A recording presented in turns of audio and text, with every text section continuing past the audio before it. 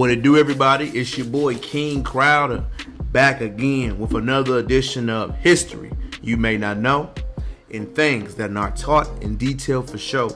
Today's lesson is going to be focused on the enslavement period, and we're not going to talk about something that has happened so much in our history that we were never taught, and now we must talk about these things to never replicate them or have them happen again. Today's enslavement period, I'm focusing on the eunuching of Black Americans. If you do not know what eunuch mean, it is a term to describe how we castrate males to make sure their private parts are removed and to remove the sexual desire or testicles from this human person. Black men around this time, especially during enslavement, if you wanted a period to work around the house, to work around women, white women at this time, they believed that you had to be castrated just so you could not be a threat. One of the main problems that we never discussed when we discussed the period of enslavement is that there was a fear of genetic annihilation. So around this time, they thought that black males had an ideology of being sexually deviant and having promiscuous ways. So to protect their women, they literally would eunuch them. If you do not know the history of eunuch, let's break it down.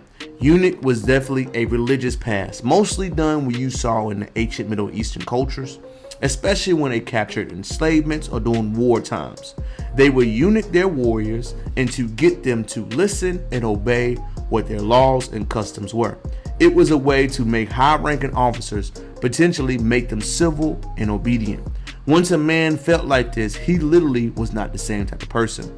Most eunuchs were formed so that they could feel comfortable around their women, working with them, protecting them without the threat of some type of violence happening sexually later on. Eunuching was done primarily in America to make sure the slaves that pretend to cause problems, make sure they did not cause them or produce children of that offspring. Most people have no idea of famous eunuchs that we see, but I'm going to name two that we probably know. George Washington Carver. Everybody refers to him as the peanut butter man, but he has so much more extensive history than that. He literally founded our commercial agriculture industry. George Washington Carver was a eunuch. If you do not think about it, think about his voice, his tone, his mannerisms, and how he never produced or had children. George Washington Carver was a eunuch done to him as an enslaved boy. They did this thing to allow Mr. Carver to be educated around this time where no one that was formerly enslaved was going to or receive proper education. Whenever a eunuch was happening, that was a way to let them know that a man was literally 100% obedient. It was an extremely excruciating pain. It was a horrific thing to know that you could not pass along your ancestry, but it was done so much in the enslavement period in this country we do not talk about.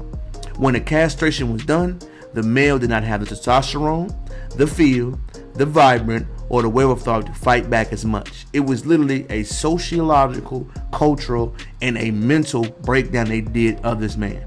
It was a way to humiliate them, ensure that their powers of resistance were not as strong, and they learned it from a lot of them from the Ottoman empires. Remember, most of the people that were in this country studied ways to conquer, mentally absorb, and hold these enslavements accountable. Many of these former enslavement countries found ways and sought out people to make this happen. So eunuch was something that was very common, especially in the antebellum South, to ensure the strongest slaves, after they had their children, were mentally and physically conquered. Remember, when this act happened, we never saw the same person again. Just look at it. Imagine you losing your power as a man and your power to reproduce. You would have a severe state of mental breakdown and how it's supposed to happen. Many issues like this in the South happen around this country, and we never talk about them. Eunuch was a practice not only in the Middle East, but very common in America, specifically in the South during antebellum slavery. If you think about the men and how they controlled them, they used this to withhold, to dismember, and to go against people that ran away, fought against, and battled against slavery. Prior to the social norm that we always hear, people were going against that slavery practice all around. the way that they had to prevent this practice were doing unison, by isolating, by killing the males, and letting them know they could not be touched. In the next video, we will break down how sensitivity of this topic goes on until this day. But the form of eunuchy, we have to understand, was a very common practice in the United States, in the Ming dynasties, and in the Middle East. It was due to dehumanize their males and ensure not only mentally they were conquered, physically they were conquered. It's your boy King Crowder back again. Hopefully you learned something this week. I wanted to come at you hot with this topic because I feel like it's very sensitive, but it is very good and effective to learn. The history of eunuching is very common in the United States that we don't touch. The reason why we have this problem is because we're not open and honest, and we don't discuss these horrific things that happen in our past.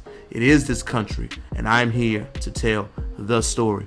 It's your boy checking out. Until next time, peace.